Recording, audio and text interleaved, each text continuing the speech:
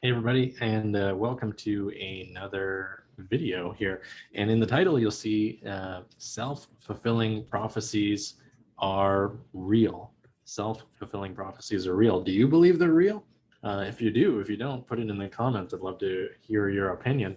I personally think they're real. I personally have seen evidence that has convinced me that they're real. What is a self-fulfilling prophecy? By the way, for those of you that aren't aware, or for those of you who have heard of this before and want to know my definition, a self-fulfilling prophecy is when an event or an occurrence hasn't happened yet. Something has not happened yet, it's in the future, and we believe that it's going to happen. And the theory of a self-fulfilling prophecy is that our own belief that something is going to happen then causes it to happen. Whereas had we not believed that, it may not have happened, right? So let me give you a little bit more information about this, and then we'll talk about why this is really, really important for you in getting what you want in life. So the American sociologist W.I. Thomas was the first to set forth this theorem. If men define situations as real, they are real in their consequences. Okay, kind of vague, kind of vague. This is the textbook from my hypnotherapy certification course, by the way, that I'm reading from. Then R.K. Merton, who was the professor of and a professor of sociology at Columbia University, elaborated on this concept of the self-fulfilling prophecy by stating that when we predict an event, the expectation of the event changes our behavior in such a way to make the event more likely to happen. And there's a couple of examples here. The first example is like the lion tamer who loses his nerve, who's nervous in the presence of the lion and then gets attacked by the lion. Okay. And as we know, the lion sensing fear or sensing panic, might they themselves feel fear and panic and then be more likely to attack, right? So that's a great example of a self-fulfilling prophecy. The alternative being the confident lion tamer not getting attacked, right? Another example here is the student with exam anxiety, convinced that he will fail, spends more time worrying than studying, and he does poorly on the exam. Who has not been in that situation before? You're worried about the exam, you don't get rest, you're in a panicked state or at least an agitated state when you're studying, therefore you don't absorb the information as well. That's a great example of a self-fulfilling prophecy. And people do this all the time. People do this all the time. You might also hear it referred to as self-sabotage. Self-sabotage. You expect that the relationship is going to fail, so you stop trying in the relationship, and then the other partner, in the relationship ejects, right? But maybe that wouldn't have happened had that self-fulfilling prophecy not been there. You expect you're going to get fired from work, so you stop caring and you start coming in late. And maybe you weren't going to get fired, but then you took action to make sure that you would. That's a self-fulfilling prophecy. And the scary thing is we do this outside of our conscious awareness. Sometimes it's in our conscious awareness, but a lot of times it's totally outside of our conscious awareness, these self-fulfilling prophecies, where we're creating these expectations in our mind, and then without even realizing it, we're making choices and taking actions that lead us in the direction of the stuff that we don't want. And the opposite is true as well.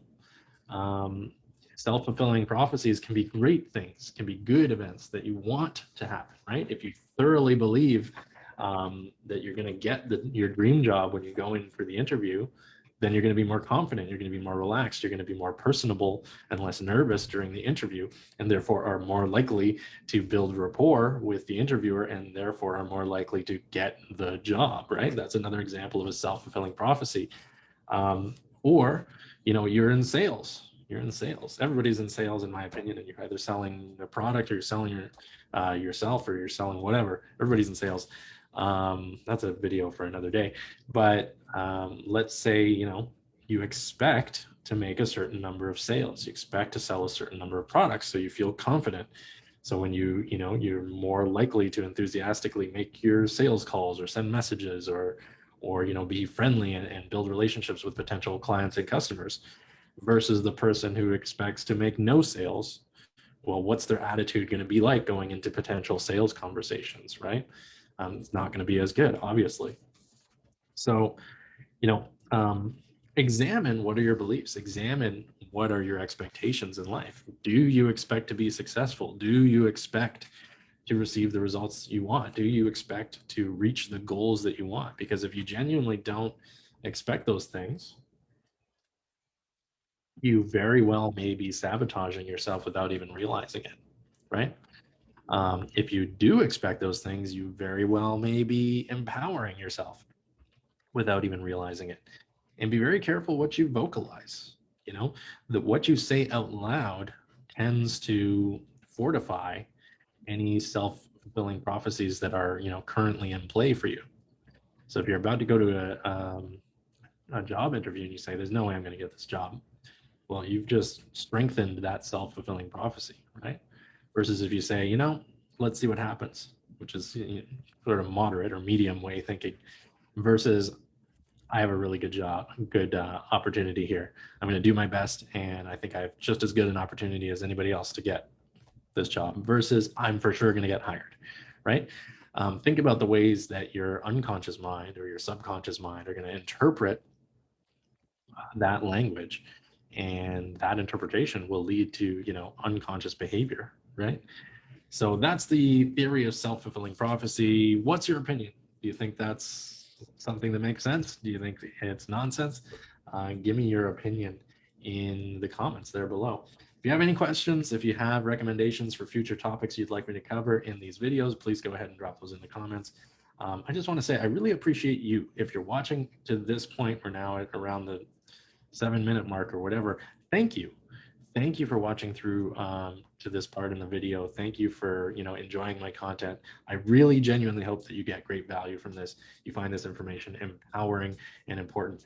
And if you do, please like this video, comment, share it, whatever you can. Every little bit helps. I'm trying to get the word out there about, you know, empowering ourselves and improving our lives and making other people's lives better and making the world a better place. That's my mission.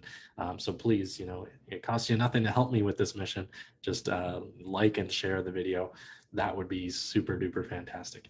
Anyways, if you have any questions, put them in the comments. If you're interested in becoming trained in, you know, this type of stuff that I teach, unconscious mind work and hypnosis, send me a direct message. I've got courses starting very soon.